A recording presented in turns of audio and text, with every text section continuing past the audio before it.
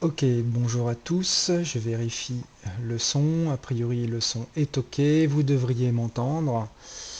Alors je vais, comme à mon habitude, afficher le message d'avertissement. Donc j'en profite pour nos amis qui sont sur le chat, si vous pouviez me préciser, me confirmer que vous entendez bien le son. Donc bonjour visiteur, qui est eh bien, ma foi, un auditeur régulier de mes webinaires, donc je tiens à te remercier. Donc bonsoir de la Réunion, bonsoir à toi. Donc confirmez-moi si le son est ok pour vous et donc je vais attaquer le point marché. Le temps pour moi de vous rappeler qu'effectivement le trading sur marge, en particulier sur le marché des devises ou via les produits CFD, comporte un risque élevé, puisque vous pouvez donc utiliser des leviers, hein. C'est tout justement euh, l'enjeu, c'est-à-dire pouvoir investir sur les marchés financiers avec des montants finalement que vous n'avez pas, mais profitant que justement les actifs ont en général une faible volatilité, ce qui permet donc d'engager plus de moyens pour espérer gagner plus. Cela aussi pour inconvénient, quand vous utilisez des leviers forts, eh bien d'augmenter de facto votre risque. Et il convient donc d'en peser le pour et le contre et d'en prendre la juste mesure. Donc merci pour le son, merci Gilles.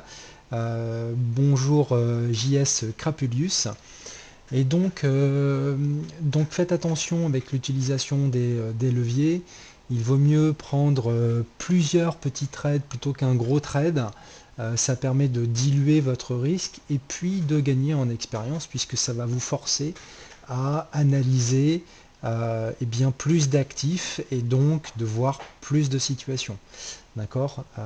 Je rappelle que il n'est pas forcément comment je pourrais dire, judicieux, par exemple, de mettre tous vos œufs dans le même panier, par exemple, de prendre position sur le CAC, le DAX, les indices américains. Il vaut mieux trader des classes d'actifs distinctes dans la mesure où elles sont le plus décorrélées possible. Par exemple, pourquoi pas diversifier votre portefeuille avec des indices d'une part, euh, avec des devises et des matières premières, mais pas tout mettre dans le même panier. Par exemple, si vous avez l'habitude de trader l'AUD, si vous tradez l'AUD et le NZD en même temps, et l'USD CAD, sachant que ce sont des valeurs qui sont corrélées ou inversement corrélées, ça revient à dire que vous tradez à peu de choses près, évidemment, puisque les amplitudes sont différentes, mais vous tradez à peu près la même chose. Donc, prendre des positions sur chacun de ces actifs revient à multiplier votre risque. Autant prendre finalement, vous concentrer sur un seul des actifs corrélés, celui qui donne les meilleures amplitudes relativement à la tendance que vous voulez trader. D'accord. Donc ça, c'est pour vous faire un petit rappel hein, sur la gestion des risques, l'importance de diversifier euh, donc le panel d'actifs dans votre portefeuille. Tout ceci va dans le sens donc de la dilution du risque. Euh, alors évidemment, toutes les opinions, informations de marché, les notes de recherche, analyses, prix-haute notification ont le seul but de commenter hein, l'évolution du marché d'échange et ne constituent pas des conseils en investissement. Moi, je peux vous donner des conseils de trading en termes d'approche de trading. Donc je peux prendre des cas particuliers, des cas en cours, mais j'insiste là-dessus, je ne le vois pas comme un conseil en investissement, il revient à vous de prendre vos propres décisions, mais je considère qu'une stratégie de trading, comme j'ai pu vous montrer hein, ces derniers temps, n'a de sens que si elle est, comment je pourrais dire ça, si elle est apposée, j'ai envie de dire, à des historiques de cours, enfin à des cours en réel et pas des historiques. Parce que comme je l'ai pu l'expliquer, je peux vous trouver 100 000, enfin 1000 stratégies qui gagnent sur la base d'historique, mais dès qu'on va les confronter à la réalité du marché, ça va être une toute autre histoire. Donc moi, j'ai pour principe de euh, comment dire d'être dans une pédagogie euh, qui se veut être confrontée à la réalité du marché. Donc c'est vraiment important pour moi de vous l'expliquer. Euh, c'est une façon de se mettre en danger, mais c'est aussi une façon de vous expliquer que pour moi c'est la seule approche crédible. C'est justement de vous dire bon bah voyez, voilà dans cette situation, voilà comment je procéderai. Euh, je ne suis pas en train de vous dire faites-le. Je vous dis comment moi je procéderai. Et après, à vous de juger sur la base de ce qui va se passer ensuite, du bien fondé de mon approche analytique d'une part, et j'ai envie de dire aussi de mon approche de trading. D'accord? Voilà. Si jamais vous devez un jour être formé, c'est vraiment ce que je vous invite à faire. C'est challenger votre formateur par rapport à des situations, j'ai envie de dire, en temps réel, de façon à pouvoir vraiment vous faire une idée du bien fondé en fait de sa démarche. Vous pouvez avoir des formateurs qui sont très pédagogiques, mais je pense que c'est important aussi qu'ils voilà, qu'il ne travaille pas que sur des historiques, mais qu'il puisse aussi vous dire, bon ben voilà, on va regarder ce que donnent les cours, et par rapport à ce que donnent les cours, voilà comment on va procéder, et puis on regardera ensemble ce que ça a donné. Voilà, je pense que c'est important, parce qu'il ne faut pas quand même se leurrer, hein, les marchés financiers sont compliqués, il faut beaucoup travailler pour y arriver, et évidemment, il faut euh, être très confiant dans son approche de trading, et ça suppose un énorme travail préparatoire avec des backtests évidemment sur les historiques, mais aussi sur une période de temps donnée sur des cours en temps réel. Voilà. Donc je ferme la parenthèse. Alors, question de la part de visiteurs, est-ce que je trade les actions? Alors moi je me restreins, même si je n'ai pas en fait énormément de temps hein, pour pouvoir trader, puisque je suis très impliqué sur les contenus. C'est quelque chose qui me plaît énormément. Par contre, je travaille avec des traders, mais qui travaillent principalement sur les actifs FXM, c'est-à-dire les indices, les matières premières et les devises. Mais sachez que FXM travaille ardument pour pouvoir vous proposer, merci Benny Boy pour ta remarque, donc FXM travaille ardument pour vous proposer donc les actions relatives au DAX, au CAC, etc. Donc ça devrait arriver prochainement, très prochainement. Euh, bon, je n'ai pas évidemment la date hein, de mise en go live de cette, de, de cette classe d'actifs, hein, quand est-ce qu'elle sera à disposition, mais je sais que c'est quelque chose sur laquelle FXM travaille très fortement, et je pense qu'on aura des bonnes nouvelles d'ici peu. En tout cas, comptez sur moi le jour où les actions seront disponibles sur la plateforme MarketScope pour vous faire des analyses idiotistes, pour vous montrer mes fourchettes d'Andrews, mes seuils clés, les zones de cluster que je vois. Je ne m'arrêterai pas évidemment aux indices, aux forex et aux matières premières. Je évidemment ferai un tour sur les actions, au moins me focaliserai sur celles qui me paraissent avoir, à défaut d'un potentiel intéressant, au moins qui montrent une configuration intéressante en termes d'analyse et ou de trading. Voilà. Donc si vous avez des petites questions, n'hésitez pas. Je vais lancer donc la plateforme. En fait, je l'ai déjà lancée, mais voilà, je vais l'afficher devant nous. Alors, j'ai rédigé quelques articles donc très récemment. D'ailleurs, je vais lancer DailyFX. Je vous ai publié un article aujourd'hui que j'ai trouvé sur un actif que j'ai trouvé intéressant, qui démontre la force de certaines tendances. Euh, pour le citer, donc c'était le dollar américain face au peso mexicain. Donc, dans le cadre de mes articles quotidiens sur les vagues d'Elliott et les fourchettes d'Andrews. Donc encore une fois, hein, j'essaye de mixer, comment dire, de canaliser les tendances avec les fourchettes d'Andrews, ce qui me permet de confirmer ou d'infirmer certains décomptes éliotistes, ce que ne font pas d'ailleurs la plupart des sites américains relatifs aux vagues d'Elliott, et que je trouve dommage puisque ça permet vraiment d'infirmer ou d'affirmer certaines hypothèses de travail. Donc vous voyez, ça c'est bon, une super tendance, hein. Ce sont les cours depuis les années 80, 77, vous voyez ici. Donc du dollar américain face au peso mexicain. Donc belle tendance avec des hauts tout le temps de plus en plus haut.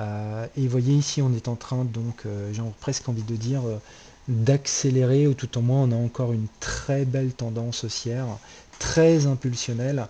Et en général, quand on a une tendance aussi marquée, c'est synonyme de vague 3. Les vagues 3 sont, en théorie Elliott, celles... Alors, je peux vous faire un tout petit aparté sur la psychologie des vagues, parce que ça, c'est quelque chose qu'il faut comprendre. Euh, et, euh, et comprendre ça, ça vous permettra de mieux, par exemple, finalement mieux interpréter les mécaniques de divergence. Par exemple, sur les cours, vous savez, quand vous avez un oscillateur qui décroît alors que les cours sont en train de monter, ça montre qu'une tendance est en train de s'affaiblir et ça correspond à une certaine psychologie de marché. Et donc, ça se traduit également d'un point de vue Elliott. Alors, en général, les vagues 1 sont des phases d'accumulation pour lesquelles des grosses mains, les smart acteurs, sont au courant d'une certaine information ou ont jugé que la zone de prix, au regard de leur analyse fondamentale, était intéressante pour commencer à se positionner. Donc en général, les vagues 1 sont pas forcément faciles à détecter. On peut avoir parfois des beaux mouvements d'impulsion, mais ce n'est pas toujours le cas. On a une phase d'accumulation. Et puis vient une petite phase de retracement qu'on appelle la vague 2, c'est-à-dire qu'il arrive à un moment donné où ces acteurs-là vont prendre une petite partie des bénéfices, mais vont conserver un solde. Après arrive la vague 3. La vague 3, ce sont les institutionnels, ce sont les traders professionnels qui ont vu qu'il s'était passé quelque chose sur le marché. Ils ont vu l'apparition d'une vague haussière en contre-tendance et à ce moment-là, ils vont essayer de comprendre pourquoi. Et donc commence leur analyse technique et ils vont se dire effectivement ces seuils correspondent à quelque chose d'un point de vue analyse graphique ou analyse fondamentale et vont eux également se positionner. Donc là, on a en général une belle vague assez impulsionnelle puisqu'on a quand même des acteurs assez lourds qui se positionnent. Vient ensuite la vague 4, donc la vague 4 qui peut retracer assez profondément hein, tout le mouvement précédent, simplement parce qu'on a atteint des seuils techniques de prise de bénéfices importantes pour ces acteurs et qu'ils donc se retirent au moins partiellement du marché. Et la vague 5, eh bien, ce sont finalement les retardataires. C'est-à-dire que là, on a une tendance qui est belle, et donc les retardataires se disent, bah, on va essayer d'en profiter, et vont essayer de se positionner finalement à un prix raisonnable après le retracement. Seulement, c'est une vague 5, c'est-à-dire que les grosses mains, en général, savent que les mouvements, les tendances se développent la plupart du temps en 5 temps, c'est-à-dire très fréquemment, et que donc cette vague 5 va être souvent synonyme de prise de bénéfices de la part des grosses mains. Et ça va se faire pendant que les petites mains, donc ça peut être les particuliers, hein, ça peut être vous et moi, pendant que nous, finalement, on entre en position. D'accord. Alors évidemment, nous, l'enjeu, en tant que sur DailyFX, hein, nous c'est ce qu'on essaye d'expliquer, c'est que les vagues 1 et 2, finalement, c'est pas vraiment pour nous. Parce que ce sont des vagues qui sont vraiment contre-tendance. La tendance c'était baissière, et puis là on a une vague 1-2 qui se fait contre-tendance. Donc c'est jamais très simple de se positionner sur ce genre de mouvement parce que bon, ça peut repartir dans le sens de la tendance de fond. Et puis après retracement, on casse un plus haut. Donc c'est-à-dire qu'en loi de dos, on est en train de changer de biais. D'accord. Et donc l'idée, nous, traders particuliers avertis, on va essayer de prendre cette vague 3 en marche. D'accord? C'est repérer qu'on a une vague 1-2, cassure du haut de la 1, et donc changement de biais. Vous voyez, par exemple, ici, on a une tendance, on a un retracement, et dès qu'on casse le sommet de la 1, ça veut dire qu'on continue en tendance et on va développer donc la vague 3.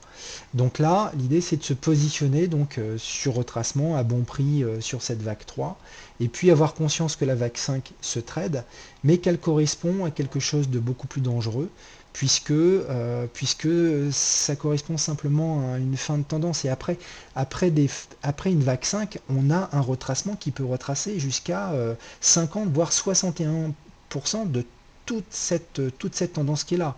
Donc on peut avoir quelque chose d'assez violent. Alors parfois ça retrace que 38,2, puis ça repart. D'accord? Puisque là on est dans un super cycle, grande vague 1 si vous voulez, vague 2, voilà.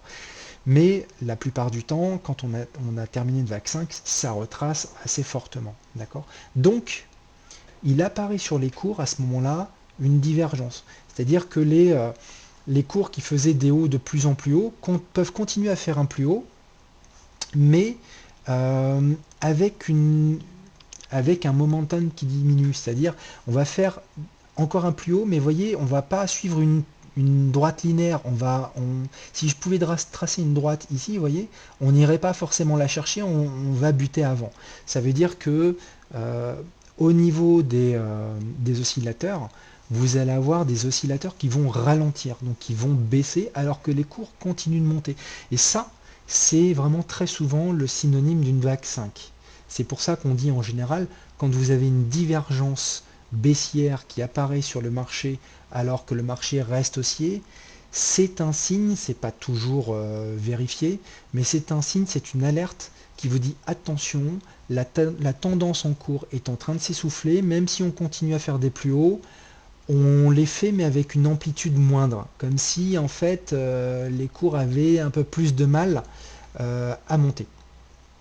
Et donc, ça veut dire quoi? Ben, ça veut dire que pendant que la grande masse est en train de se positionner, donc les grandes masses des particuliers est en train de se positionner sur cette vague 5, eh bien, les gros acteurs, eux, sont en train de se retirer. Et ils se retirent, eh bien, entre guillemets, hein, sur le dos, un peu des particuliers ou des institutionnels un peu moins, on va dire, aguerris. D'accord? Et donc, le marché se tasse, et puis il arrive un moment donné, bah, il n'y a plus personne pour acheter. Voilà, tout simplement, puisque les particuliers, les retardataires, se sont positionnés à l'achat, les autres se sont retirés et n'ont pas envie d'entrer à ce niveau de prix, ils préfèrent attendre un retracement. Et qu'est-ce qui se passe? Bah, puisqu'il n'y a plus personne pour acheter, eh bien les cours baissent. Et voilà. Et on attaque le retracement, un retracement qui peut être assez important. Voilà. Donc, c'était vraiment pour vous expliquer la philosophie relative à chacune de ces vagues. Ça correspond à une certaine psychologie de marché. Une vague 5 baissière dans un mouvement haussier général est-elle possible avec Elliott? Tout à fait, puisque les cours sont fractales. Donc, vous voyez par exemple, ici sur ce mouvement qu'il y a eu là, donc cette vague 4 qui s'est faite en A, B, C, ici si on devait, ou peut-être, vous voyez cette vague-là, si je devais zoomer, je ne sais pas si je peux zoomer, je peux zoomer. Vous voyez ici on peut compter 5 temps, vous voyez on a une vague 1, 2, 3, 4, 5, donc ça c'était une vague A, puis on a une vague B en 3 temps, et puis là on doit pouvoir trouver, même si on a une grande vague B, enfin une vague 1, 2, on doit pouvoir trouver du 3, 4, 5, il faudrait zoomer ici, mais clairement les vagues de retracement se font, quand c'est du zigzag, elles se font en 5 temps, 3 temps, 5 temps. Donc on peut avoir des vagues en 5 temps baissières dans une tendance haussière. Tout à fait. Et pour le coup, je vous demande de vous référer vraiment à la théorie Elliott. J'espère je pense qu'on aura la possibilité de vous faire des fiches ou des articles relativement à cette théorie, justement, pour expliquer davantage le côté fractal, les patterns de trading elliottiste, etc. Pour que vous voyez un petit peu justement les différentes structures elliotistes, leur décomposition en termes de vagues et de sous-vagues, pour vous éclairer justement sur ces mécanismes. Alors, comment voit-on que les grosses mains se retirent? Ben, en général, quand on a une grosse main qui se retire, ça se voit sur le marché puisqu'on a un mouvement impulsionnel qui s'enclenche. Donc un mouvement impulsionnel, quand vous avez un mouvement qui est très chevauchant. Vous voyez par exemple ce mouvement-ci, c'était un mouvement qui était très chevauchant. Voyez. Donc ça, c'est pas impulsionnel. Vous voyez, quand on a un mouvement comme celui-là, très droit, très directionnel, bon bah c'est qu'on a alors peut-être qu'ici il y a eu des dévaluations hein, sur le peso mexicain, j'en sais rien, dire vrai, je connais pas l'historique hein, en termes de fondamental qu'il y a pu y avoir sur cette devise. Mais grosso modo, quand vous avez, vous voyez, des poussées claires avec des hauts tout le temps, de plus en plus hauts, et des bas qui n'enfoncent aucun haut, eh bien, ça veut dire que là, vous avez vraiment les gros acteurs qui poussent. Ils se positionnent par rapport à des données fondamentales assez évidentes. D'accord. Donc ça permet de détecter des impulsions dans le sens de la tendance. Mais pareillement, quand vous avez des mouvements de retracement forts, eh bien, ça veut dire, vous voyez, par exemple ici, si je devais zoomer, si on devait se mettre en... Alors, voilà. Donc ça, c'est un mouvement de retracement typique, vous voyez, avec beaucoup de chevauchement. Quand vous voyez des mouvements comme ça, en général, ça correspond à des prises de bénéfices et on peut s'attendre à ce que le mouvement de hausse initial reparte derrière. Quand vous avez... alors après, on peut avoir des mouvements de retracement violents. Tout va dépendre, tout va dépendre à quel cycle vous vous situez en fait. Je vais vous l'expliquer. Alors attendez, je dézoome. Voilà, je dézoome. J'ai un petit bug d'affichage. Alors, je vais remettre ça comme ça. Voilà, je vais juste... Bon, ok. Je vais dézoomer, je pense que c'est un problème de zoom. Bon, alors, est-ce que je vais avoir... Je vais reprendre l'adresse, c'est pas grave. Je vais ouvrir une nouvelle fenêtre. Alors, quand vous avez un retracement de fin de vague 3, quand vous avez un retracement de fin de vague 3, voilà, le diagramme réapparaît normalement. Donc vous voyez ici, on a eu une vague 1, 2, une vague 3. On a un retracement de fin de vague 3 qui a lieu. En général, ce retracement va aller rechercher le périmètre de la sous-vague 4 précédente. D'accord. D'ailleurs, c'est ce qui me permet d'affiner mes décomptes, justement en utilisant ces propriétés idiotistes. Donc, quand on a un haut de vague 3, eh bien, on sait que le mouvement derrière va repartir en vague 5. D'accord. Ça veut dire quoi? Ça veut dire qu'on a des niveaux de retracement qui vont pas forcément être très profonds. D'accord. En général, les vagues 4 retracent 38,2 de la vague 3. D'accord. Donc vous voyez, ce sont des niveaux de retracement qui ne sont pas forcément exceptionnels. Parce que le marché sait qu'après une vague 3 et une vague 4, le marché va repartir chercher des plus hauts. Donc il n'y a pas de raison qu'il retrace aussi profondément. D'ailleurs, si vous avez une vague 4 qui retrace 50 voire 61,8 de toute la vague 3, en général, vous revérifiez votre décompte. C'est souvent qu'il y a un problème. Je vous le dis, hein, d'accord. Les vagues 2 peuvent retracer très profondément la vague 1. Parce que le marché, en fait, c'est une vague 1, ça peut être vu aussi comme un retracement de la tendance baissière qu'il y avait avant. Donc le marché ne sait pas encore si c'est une vague 1. Et puis donc il peut retracer assez fortement en fait toute l'amplitude gagnée sur cette vague 1. Mais une fois que le sommet de la vague 1 est cassé, on sait qu'on est en vague 3 et donc après les choses sont plus directionnelles. D'accord. Parce que le marché sait qu'une tendance se développe en 5 temps. Donc en général, les vagues 4, c'est pour ça qu'on rencontre souvent des triangles en vague 4. C'est des triangles, c'est-à-dire que le marché finalement a besoin de latéraliser pour retrouver un timing plus adéquat pour repartir en tendance. Voyez. Mais par contre, quand on est arrivé en haut de vague 5, eh bien le haut de vague 5, en général, c'est chaud parce que là, pour le coup, ça peut retracer 50%, 61% de tout ce mouvement-là.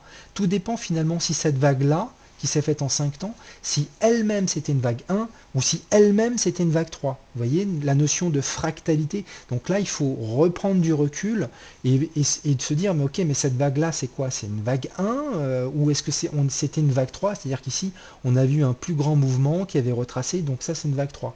Donc à ce moment-là, on sait que si c'est tout ça, c'est qu'une grande vague 3, eh bien, a priori, si les courbes montent jusque-là, on devrait les revisiter le territoire de la vague 4 précédente, si ça c'était une grande vague 3, d'ordre supérieur. Mais si c'est une vague 5, attention, ça peut retracer 50, 61,8%. D'accord? Donc, l'importance de bien comprendre dans quelle vague on est, dans quel cycle, etc., pour mieux juger du risque que l'on prend si on est en fin de vague 5. Imaginez, vous êtes en train de trader une sous-vague 5 d'une vague 5. C'est super chaud. Parce que ça veut dire qu'à n'importe quel moment, il peut y avoir des acteurs qui prennent leurs bénéfices et qui explosent votre position. Donc vous voyez, c'est important de bien quand même comprendre et connaître les décomptes, même si vous ne savez pas les faire vous, prenez ceux que nous, on vous communique sur DailyFX, ça vous donnera une idée de où vous êtes dans la tendance. Parce qu'Eliott, ça sert à ça. Ça sert à qualifier une tendance en termes de positionnement. Où est-ce qu'on en est? Est-ce qu'on est en début de tendance? Est-ce qu'on est en plein dans la tendance, en pleine vague 3? Ou est-ce qu'on commence à être en fin de tendance, c'est-à-dire en train de dérouler la vague 5? D'accord? Alors, question de la part de Fayevel, peut-on utiliser les vagues d'Elliott dans un marché latéral? Alors, j'ai envie de dire, ça dépend. Si vous êtes en fait un marché qui latéralise, ça veut dire qu'en général, c'est un marché qui consolide. Donc, que veut dire cette consolidation? Est-ce que c'est une consolidation, vous voyez, parce qu'ici, on a eu un marché qui s'est latéralisé. Vous voyez, il s'est latéralisé pas mal de temps quand même, hein. Ça a duré de 93 à 99. C'est-à-dire que pendant 5 ans, il ne s'est rien passé sur cet actif. D'accord? Bon. Et pourtant, derrière, vous avez vu ce qui s'est passé. Il y a eu un gros mouvement d'impulsion. Donc, comprendre, euh, pas forcément trader à l'intérieur, mais comprendre à quelle vague correspond une latéralisation, ça permet de se donner un biais, c'est-à-dire si jamais ce range qui est là casse par le bas, je ne suis pas forcément intéressé pour le trader parce que je sais que je trade un retracement. Alors évidemment, dans cette unité de temps, hein, si vous descendez dans des unités sous-jacentes, là vous allez trouver des tendances à l'intérieur de tout ça, hein, et des tendances en 5 temps, etc. Mais dans cette unité de temps, si j'ai, vous voyez, ici pourtant on a un décompte qui est à peu près clair pour moi. On a une vague 1-2, une belle vague impulsionnelle synonyme de vague 3, un retracement vague 4 et puis une vague 5. Et vous voyez ici, bah, finalement le marché il n'a pas retracé tant que ça. Il aurait pu retracer beaucoup. Hein, quand on est en vague 2, on peut retracer beaucoup, mais c'est pas non plus une certitude. Donc là, il a retracé assez peu en latéralisant. Et en fait, ce faisant, le marché a accumulé d'énergie. Et toute cette énergie s'est libérée sur breakout des plus hauts avec un gros mouvement d'impulsion derrière. D'accord?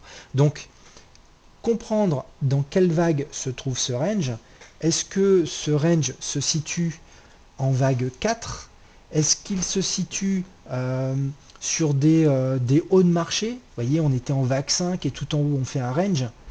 Bah, s'il casse par le bas, alors que je sais que je suis tout en haut de vague 5, sous vague 5 de vague 5, ça peut être intéressant si vous étiez arrivé sur des résistances, des points clés majeurs, ça peut être intéressant de trader en breakout pur le range par le bas. D'accord? Mais essayez de comprendre dans quelle vague se situe ce range, ça vous donnera déjà un biais directionnel pour vos stratégies éventuellement de breakout. D'accord? Maintenant, à l'intérieur d'un range, est-ce que ici on peut utiliser Elliott en zoomant? Moi j'ai envie de vous dire oui, parce que vous voyez cette vague qui s'est faite en 3 temps, et bien en fait ici on avait du 5, 3, 5. À peu près sûr, hein, si on pouvait zoomer, ce que je ne peux pas faire ici plus que ça, mais le fait que le marché ici développe une vague en 5 temps, vous voyez, il a montré une belle impulsion. Cette impulsion, on peut voir hein, qu'elle a pu se faire en 5 temps. Vous voyez, 1, 2, ici on a eu un petit magma, on a une consolidation, donc 1, 2, 3, 4 et 5. Et donc là, on a eu une vague. Si cette vague s'est effectuée en 5 temps, on sait, d'après Elliott, qu'un retracement, un zigzag en 3 temps, c'est du 5, 3 et 5. Donc ça veut dire quoi? Ça veut dire que si j'ai eu du 5 temps, je sais que je vais avoir un retracement de cette vague en 3 temps et de nouveau une impulsion baissière pour faire un ABC. Vous voyez? Donc ça, c'est le genre de choses qu'on fait très bien. Et si vous êtes dans par exemple, ça, ça doit être du mensuel. Hein, si on zoome, c'est du mensuel. Bah, ça veut dire qu'en journalier, tout ça, c'était une belle tendance baissière. Hein, une vraie tendance baissière qui a duré pendant plusieurs années. D'accord? Ce petit mouvement en ABC. Et donc, comprendre d'un point de vue Elliott qu'ici on avait atteint un seuil et qu'on a fait du 5 temps baissier, ben on sait qu'on va de nouveau baissier sur une vague en 5 temps à l'issue de ce retracement. Vous voyez, ça c'est ce que nous apprend l'héritage elliottiste. D'accord? Alors, on dit que la vague 2 ne doit pas voir une temporalité supérieure à la moitié de la vague 1. Alors effectivement, il y a des travaux qui ont été menés hein, sur Elliott en termes de temporalité. Alors pour comprendre ça, ça veut dire quoi? Ça veut dire que si on a mis, vous voyez cette vague 1 ici, si cette vague 1 a mis 30 ans à se faire, eh bien il ne faut pas que la vague 2 se fasse en une vingtaine d'années ou en une trentaine d'années. D'accord? Ça semble logique. Parce que à un moment donné, le marché a compris qu'on était en vague 1. D'accord. Donc les grosses mains, elles représentent quoi? Eh bien, ça peut être des banques centrales, ça peut être des hedge funds, ça peut être des grosses institutions comme des caisses de retraite sur les indices, ça peut être tous ces gros acteurs ça peut être des banques qui interviennent pour le compte de tiers. Par exemple, ça peut être, j'en sais rien, la banque HSBC qui intervient pour Apple parce que Apple a des filiales en Europe et qu'ils ont besoin de consolider leur trésorerie en dollars. Donc à un moment donné, ils se retrouvent avec beaucoup d'euros et ils ont besoin de les convertir en dollars. Donc Apple va demander à HSBC finalement d'obtenir le meilleur prix en dollars pour liquider ses euros. Voyez. Donc HSBC va proposer un prix à Apple qu'Apple va ou pas accepter et ensuite à HSBC d'essayer de refourguer ses euros à un prix meilleur auquel elle l'a vendu à Apple. Vous voyez, c'est ce genre de choses. Donc du coup, si HSBC voit qu'on est dans des tendances, etc., bon, ils vont faire des calculs aussi de leur côté, de façon à pouvoir marger comme ils veulent de leur côté. Donc voilà, ce sont ces gros acteurs qui peuvent faire des grosses interventions à des moments donnés. Évidemment, ils tiennent compte de l'aspect technique des choses, mais également aussi du fondamental. Ça peut être aussi donc les banques centrales, la Banque nationale suisse, hein, qui avait acheté beaucoup d'euros pour essayer de neutraliser l'appréciation du franc suisse, on sait ce que ça a donné, mais qui peut donc être positionné pour pour des problématiques intérieures ou simplement des problématiques générales, peut être amené à acheter telle devise et à mettre donc telle devise dans son bilan. Alors, euh, donc la temporalité, pour revenir sur la temporalité, euh, c'est vrai que si on a une tendance qui indique au marché que quelque chose vient de se passer, qu'il y a eu une accumulation, pourquoi le marché va retracer sur une grande durée? Ça paraît pas logique. En fait, le marché, il y a des prises de bénéfices qui se font. Vous voyez ici, d'ailleurs, ça s'est fait de façon assez latérale. Ça montrait que, eh bien, il y avait finalement assez peu de gens pour lâcher du dollar hein, face au peso mexicain. Mais voilà, il y a peu de chances que ça dure simplement parce que le marché sait qu'on est en train, quelque chose se passe. D'accord. Donc en général, effectivement, quand ça dépasse 50% en termes de timing, en durée, donc la, la durée qu'avait pris la vague 1, on peut se dire est-ce qu'il n'y a pas un problème? Voilà. Est-ce que c'est bien une vague 1? Est-ce que finalement c'est pas autre chose sur lequel on est? Des questions du moins se posent. Voilà. Alors, question de la part de visiteurs. Je vais répondre aux autres questions. Il y a d'autres questions qui ont été posées un peu plus anciennement, je vais y venir. Est-ce que ces grosses mains agissent comme les bancs de poissons, ils bougent dans le même sens, sans logique apparente? Non, parce que le marché du Forex est un marché décentralisé. Chaque institution a ses propres critères d'analyse, ses propres façons d'analyser le fondamental, et surtout interviennent sur des horizons de temps différents. Donc ça veut dire quoi? Ça veut dire que vous pouvez être acheteur alors que d'autres acteurs sont vendeurs. C'est pas incompatible, tout dépend de l'horizon de temps en fait. D'accord. C'est vrai qu'ici, une grosse main qui voulait se positionner en super long terme sur cette tendance haussière, bon bah va pas lâcher sa position quand elle est là. Si elle voit un objectif de prix vers les 17, bon c'est bien que c'est pas vers les 3-4 qu'elle va lâcher. Et pourtant, ici, dans des horizons de temps plus petits, à la semaine, etc., il y avait beaucoup de choses à faire, à vendre, à shorter le dollar face au peso mexicain. Vous voyez, donc Tout ça n'est pas incompatible. C'est le fameux écosystème du merveilleux monde de la finance et du trading. Et tout ça est finalement très imbriqué, mais encore une fois, c'est un marché décentralisé. Donc, même s'il y a des choses qui doivent... Les banques s'analysent, il y a de l'étude de la concurrence. Donc, en général, quand il y a une banque qui va dans un sens, les autres banques sont pas non plus totalement divergentes, mais ils peuvent avoir des objectifs de prix différents et donc, à un moment donné, être dans des positions contraires. Alors, je remonte le commentaire donc de Lebel. Les commentaires radio et télé parlent pour achat action de l'euro par rapport aux actions US. Oui. Alors, il peut y avoir ce qu'on appelle la notion de surperformance. C'est-à-dire que vous pouvez avoir une classe d'actifs qui va en surperformer une autre. Et d'ailleurs, ça peut être très intéressant pour... il y a des stratégies en fait basées là-dessus qui sont justement l'étude des performances ou des surperformances d'actifs d'une même classe. Alors, parfois les indices européens surperforment les indices US et parfois c'est le contraire. Donc ça, c'est quelque chose qu'il faut repérer. C'est pour ça que je vous dis qu'il faut mieux se concentrer sur un actif plutôt que d'une même classe, plutôt que d'essayer de trader plusieurs actifs d'une même classe. Regardez dans la classe d'actifs que vous analysez, l'actif qui surperforme le plus. Et si vous êtes acheteur, c'est sur cet actif qu'il faut se positionner. Parce que c'est lui qui va vous offrir les meilleures amplitudes, tout simplement. A contrario, si vous êtes short, si vous êtes vendeur, regardez quels sont les actifs qui sous-performent le plus dans la classe étudiée et positionnez-vous dessus. D'accord? Ça paraît assez logique. Alors maintenant, il y a des stratégies qui existent où pour une même classe, par exemple, sur les actions, ça peut être les valeurs industrielles, sur l'automobile, par exemple. Regardez, on a en général une vision, même si on a une vision acheteuse sur l'automobile, c'est une hypothèse de travail. Je n'ai pas de vision particulière aujourd'hui puisque je n'ai pas utilisé cette classe d'action. Mais vous pouvez par exemple acheter du Renault si Renault sous-performe Peugeot et shorter Peugeot.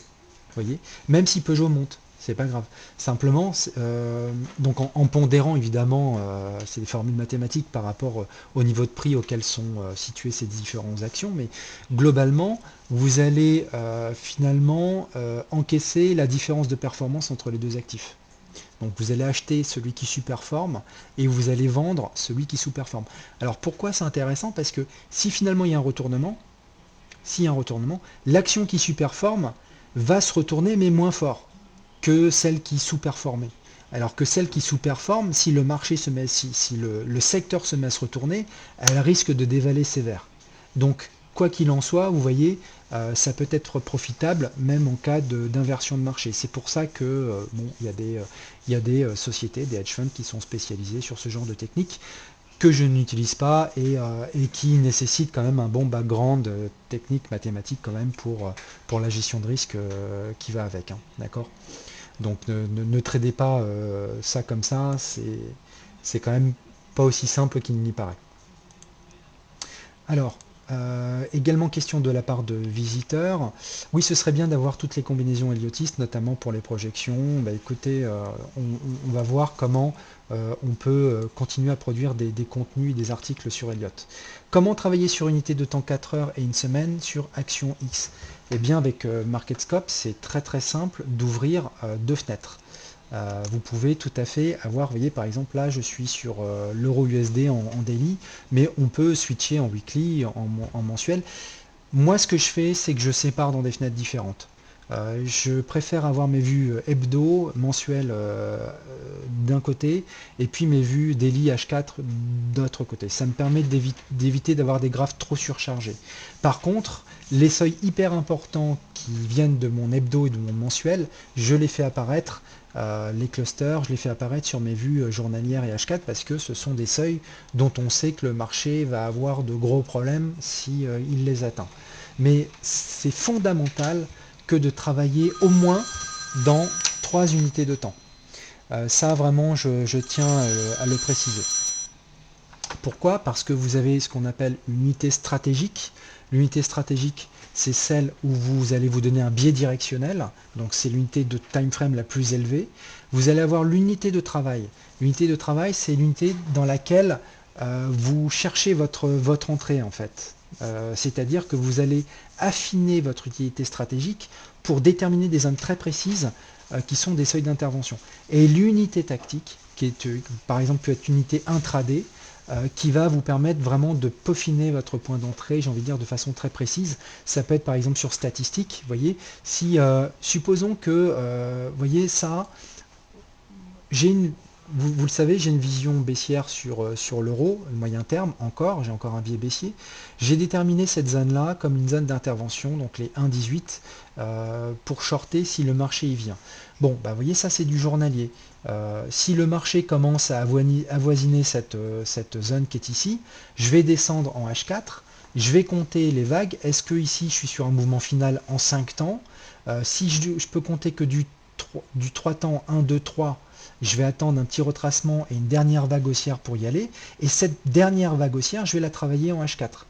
Si par exemple on sait qu'on attend une news sur l'euro, je vais attendre la news.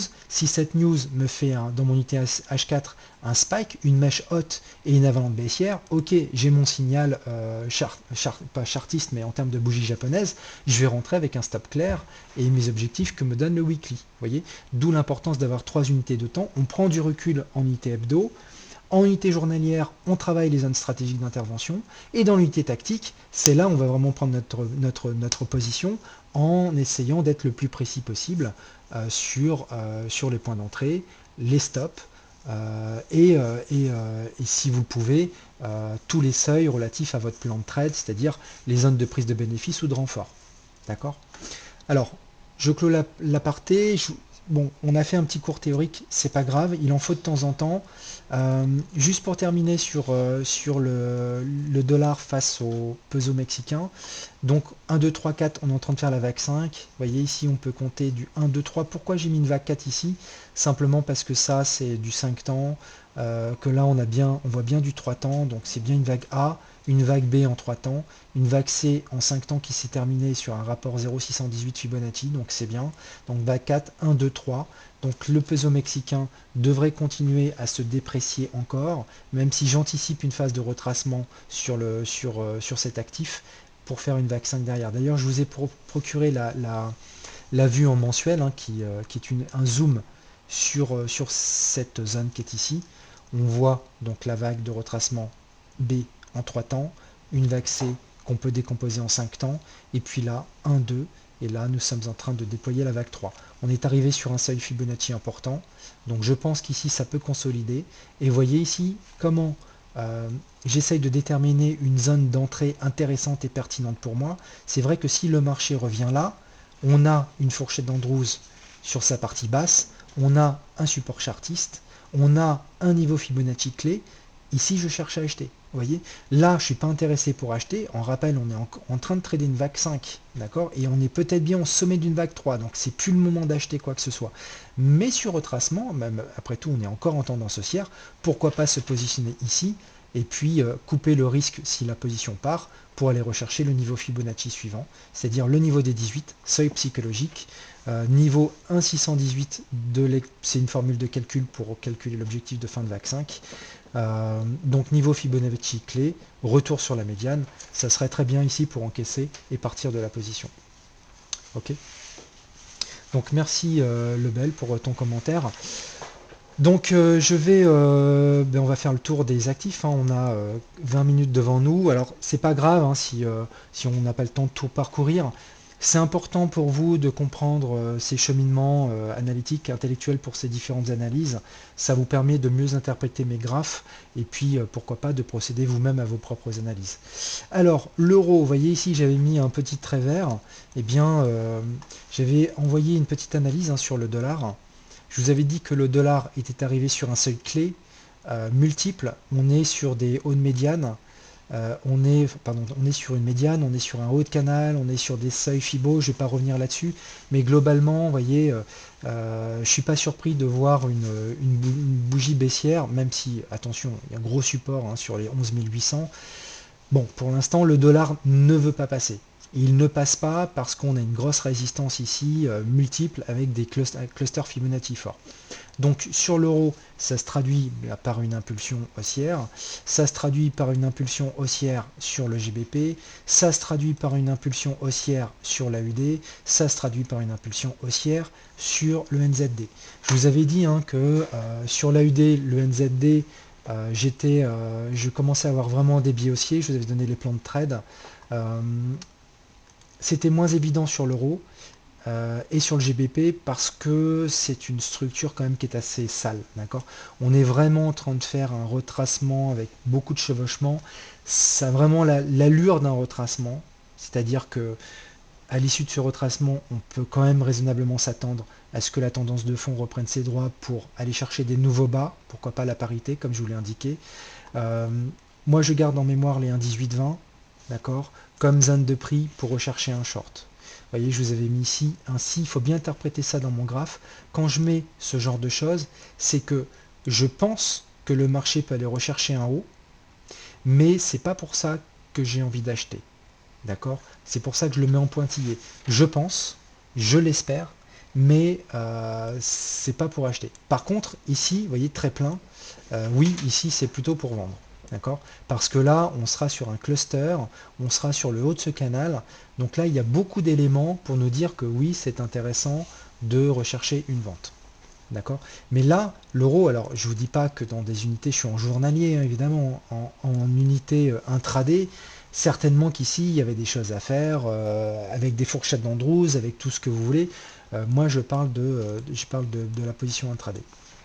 Donc peut-être qu'effectivement, ici, on a fait une vague A, B, et qu'on va développer, donc, ou peut-être que la vague B s'est terminée ici, vous voyez, on a fait 1, 2, 3, et puis là, on est en train de développer donc une vague A, B et C qui va nous porter là. D'accord? C'est pas impossible. Tout au moins, l'euro peut en prendre le chemin, mais attention, vous voyez, ici on a un problème, on a affaire à une résistance. D'accord? On peut la voir nettement, hein, cette résistance journalière en clôture, elle est là. On a eu ici un premier travail, des spikes qui montraient que, vous voyez ici un spike, qui montrait que cette zone était en train de se polariser. On a buté une première fois dessus, on a fait un excès, on est revenu buter une fois dessus, et on revient la tester.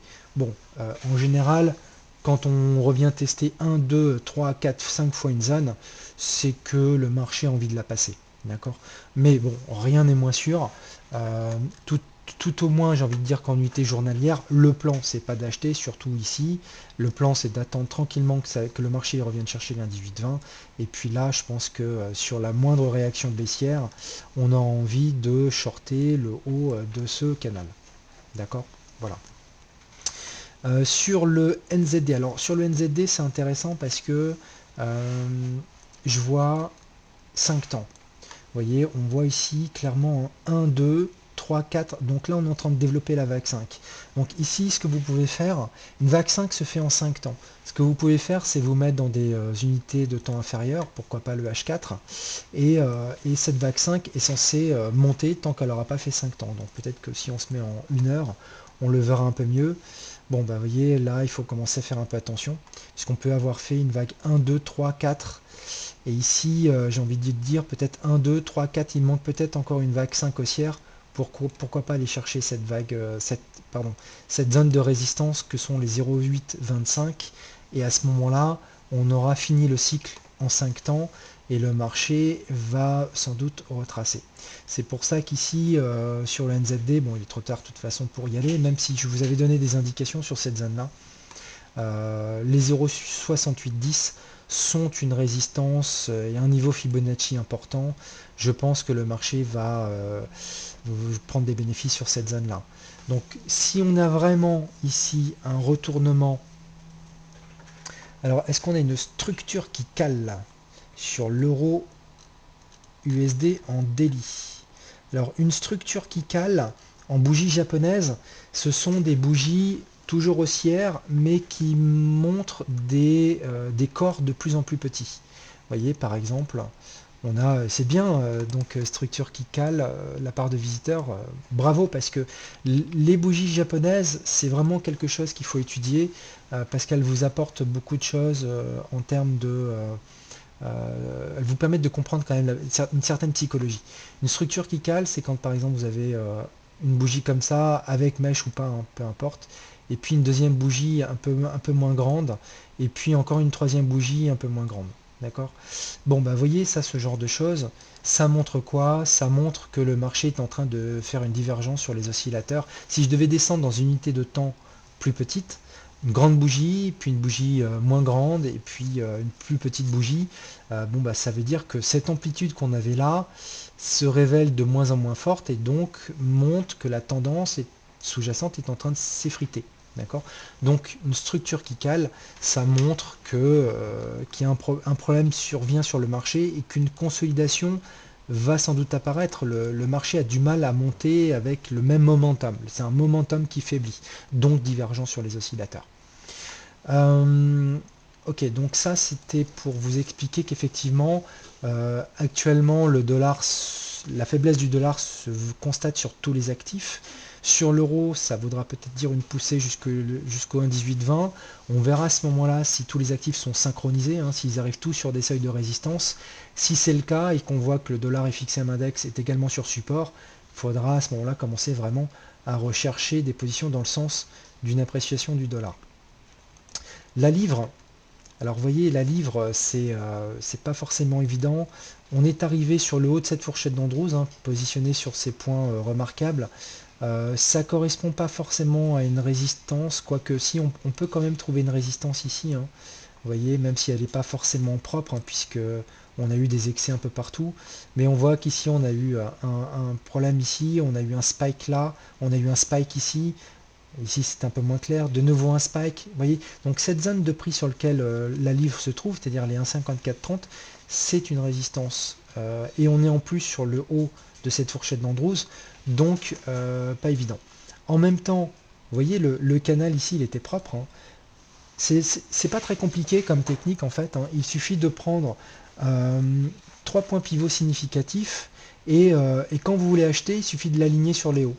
Au départ, on avait une fourchette d'Andrews qui était comme ça, vous voyez. D'ailleurs, elle a montré elle a montré des choses claires, hein, par rapport au marché, puisqu'ici on a eu des zones basses. Euh, mais pour acheter de façon, j'ai envie de dire, conservatrice, si vous alignez sur les hauts, vous voyez que, d'ailleurs, si je le fais bien, voilà. Attendez, pour encadrer bien les deux hauts, voilà. Donc là, j'encadre bien les deux hauts. Vous voyez que la borne basse a servi de support, comme si le marché voyait une forme de canal. D'accord? Ça correspondait à une zone de support, vous voyez ici. Et donc, on avait à la fois un support, on avait également la ligne médiane de ce canal, qui est ici, vous voyez, que j'ai tracé en utilisant la même technique. Et donc finalement, on avait plusieurs choses qui nous disaient que là, le marché pouvait trouver des acheteurs. On a eu une première alerte en termes de bougie japonaise avec la formation d'un doji. Vous voyez, le doji, il était ici. C'est un doji en plus en inside bar, avec ici cassure de l'inside bar. Donc là, on avait plusieurs choses qui nous disaient, bon, bah, le marché a trouvé un support sur cette zone de prix qui était les 1,50, 1,51, 1,52. Mais il y avait encore des résistances, et puis là le marché a fracassé la résistance. Donc c'est vrai que sur retracement, vous voyez, j'ai tracé une fourchette d'Andrews. Je vous invite à le faire en H4 pour voir si vous trouverez la même que moi. Mais c'est vrai qu'ici, il y avait, on pouvait se positionner. Donc après, peu importe que le marché trouve une résistance, si vous avez acheté ce point-là, bah, je pense qu'il faut garder dans l'espoir que le marché finalement aille rechercher, euh, bah, pourquoi pas, hein, de nouveaux hauts et pourquoi pas la ligne médiane de ce canal de régression. Puisqu'en théorie Andrews, quand on a un canal qui est formé par deux bas, et bien souvent le marché va aller rechercher la ligne médiane, l'axe médian des prix, avec un point d'arbitrage. Est-ce que le marché va vouloir aller rechercher des plus hauts ou est-ce que c'est là qu'il repart en tendance baissière? Alors, question de la part de Pierre-Alix. Est-ce que je mets à disposition mes graphiques? Non, je ne le fais pas. Mais je comprends bien qu'il y a un besoin. J'en discuterai avec l'équipe interne d'EliFX pour voir la faisabilité de ce genre de choses parce que ça nécessite, moi j'utilise pas mal mes graphes aussi comme surface de travail. donc je viens pas mal à les modifier. Donc ça me supposerait d'avoir un travail de versionning, ce que je fais pas forcément, et donc ça me demanderait plus de travail. Donc il faut que je vois un petit peu comment on peut procéder, mais je pense qu'effectivement ça serait une grosse valeur ajoutée pour vous que de pouvoir avoir mes graphes et mes décomptes. Donc pour revenir sur le GBP, moi pour le moment clairement j'ai pas une vision hyper claire. Je préfère être franc avec vous, et quand j'ai une vision claire je le dis, quand je n'ai pas une vision claire je vous le dis également. Ici il peut toujours y avoir deux façons de décompter.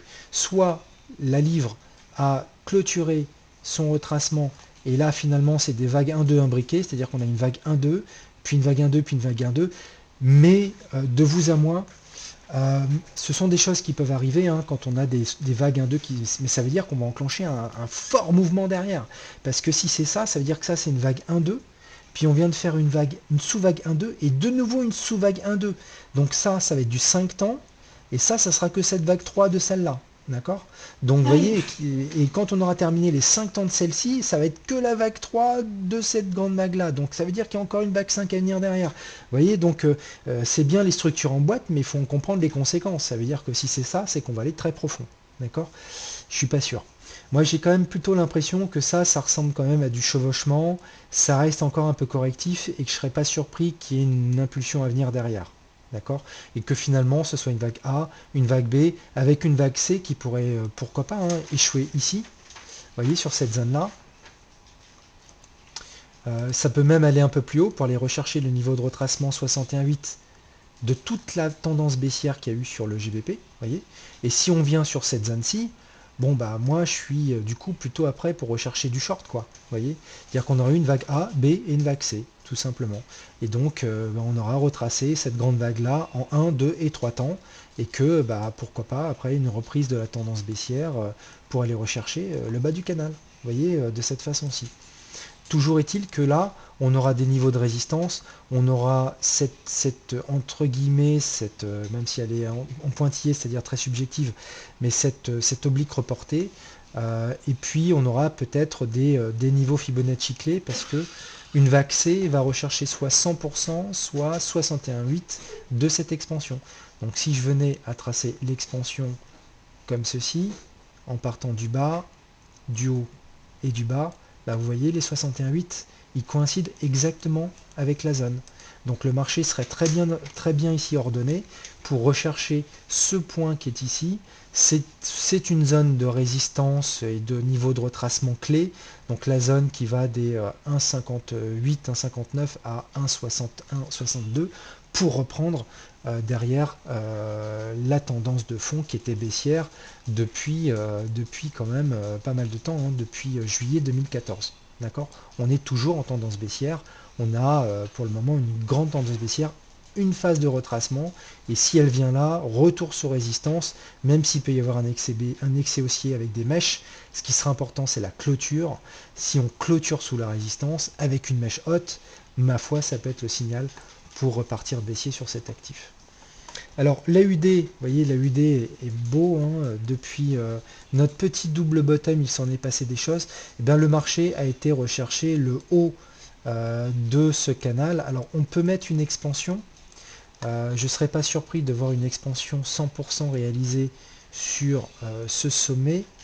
Donc on va voir. Vous voyez, on a réalisé, alors je vais te donner quelques explications, on a réalisé entre 100 et 1, 2, 3, 6. Alors parfois sur mes graphes, j'ai que quelques minutes, donc je vais terminer ça rapidement. Parfois sur mes graphes, vous avez soit un 2, 3, 6, soit un 2, 7, 2. D'accord. Euh, alors pourquoi une différence?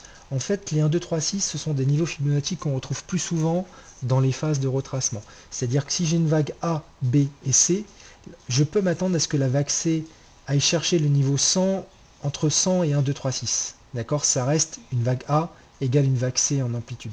Par contre, les 1, 2, 7, 2, quand on revient chercher et que le marché bute pile sur les 1,272, c'est que c'est plutôt en fait une impulsion en fait. C'est-à-dire que c'est pas un retracement, mais c'est plus une impulsion. On bloque sur les 1,272, on revient chercher les 100% ou les 0,618 pour aller rechercher les 1,618.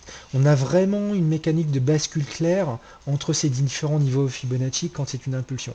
Mais quand c'est un retracement, on considère que la vague C, quand elle atteint soit les 100, soit les 1, 2, 3, 6, c'est là qu'elle peut vraiment buter. D'accord. Donc là, c'est vrai qu'on est sur un point important sur l'AUD. Est-ce que c'est une phase de retracement qui est terminée, auquel cas la tendance baissière pourrait reprendre ses droits ici? Moi, je ne pense pas, surtout au regard de la vue mensuelle que je vous ai communiquée. D'accord. Ici, ce qui va être important déjà, c'est de regarder est-ce qu'on a eu du 5 temps.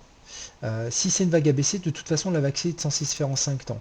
Moi, j'ai pas l'impression. J'ai l'impression qu'on a fait une vague 1, 2, 3, et que ça, c'est une vague 4 avec une vague 5 à venir.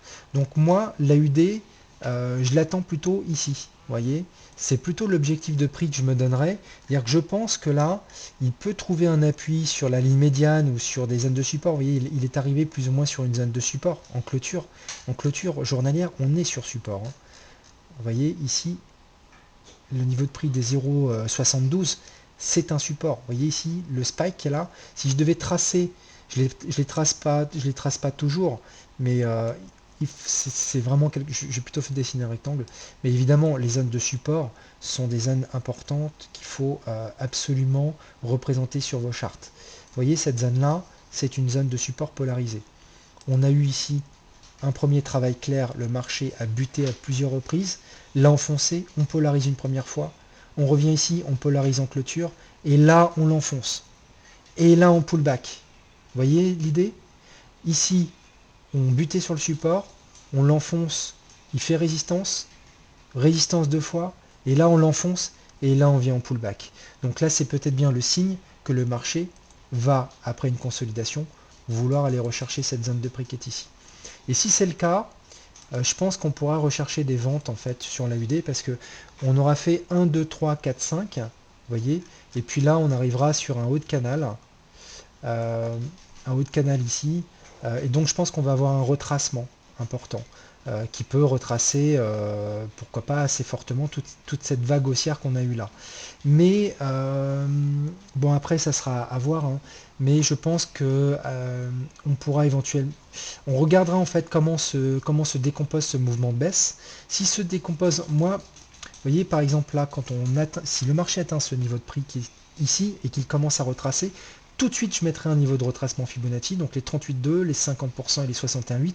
Et si je vois trois vagues baissières, avec une vague A égale C qui coïncide sur les niveaux 50-61,8, pour moi ça va être les recherches d'achat pour viser les cassures de canaux, simplement parce que mon biais mensuel me dit qu'on est sur une zone de support de moyen terme. D'accord. Donc c'est ce qui m'a permis de dire, à l'époque on était là, me dire que attention ici un socle va peut-être être formé, et vous voyez depuis l'impulsion qui a lieu sur l'AUD, ça veut dire que des grosses mains voient quelque chose. D'accord. Donc c'est très audacieux, puisque la tendance est encore baissière, on est d'accord. Mais si on vient jusqu'ici, ça veut dire qu'on commence à casser des hauts importants. Vous voyez. C'est-à-dire que le marché est en train de... En plus les 1, 2, 3, 6, là c'est quand même une résistance. Ça veut dire que le marché est en train de s'affranchir de résistance, et que ça derrière ça peut servir de support pour repartir à l'assaut de plus haut.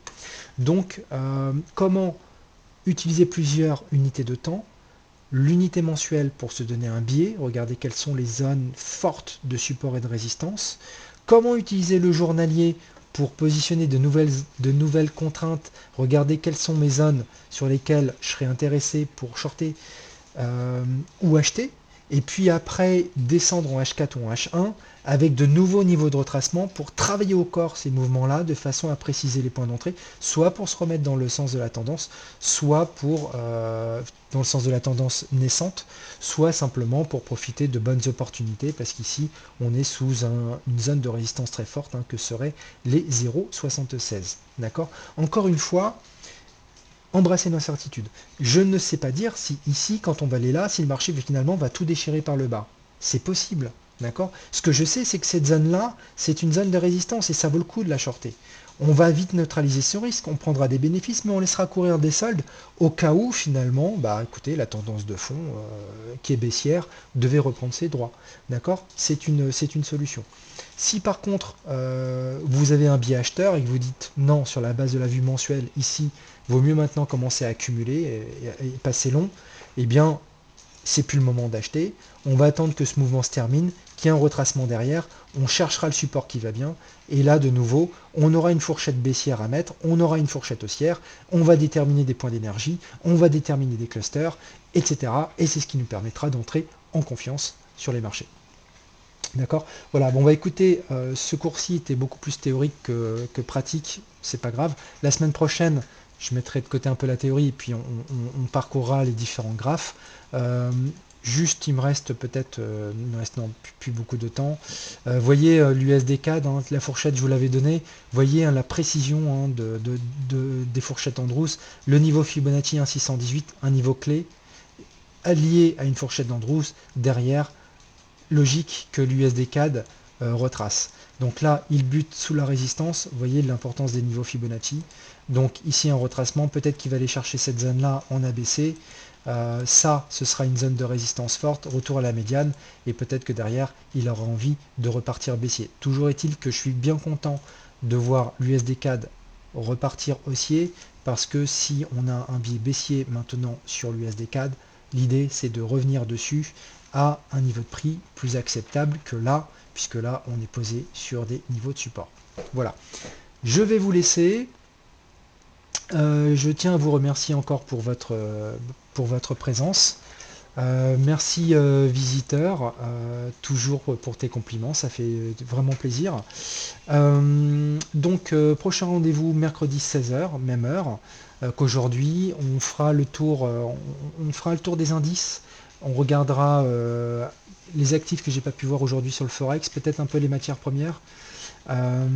Et surtout, n'hésitez pas, lisez les articles que je vous donne au quotidien sur DailyFX, puisque ce sont des articles avant tout pédagogiques. Ça va vous renforcer dans vos compétences héliotistes. Une fois par semaine, c'est pas assez. Bah écoute, merci. Et surtout, ça peut vous donner des idées de trading, hein, parce que l'objet aussi de ces analyses, c'est vous donner mes zones stratégiques d'intervention. Même si ce ne sont pas des conseils en investissement, ça peut vous donner des idées à vous. Confrontez-la avec vos propres axes d'analyse et prenez donc vos décisions.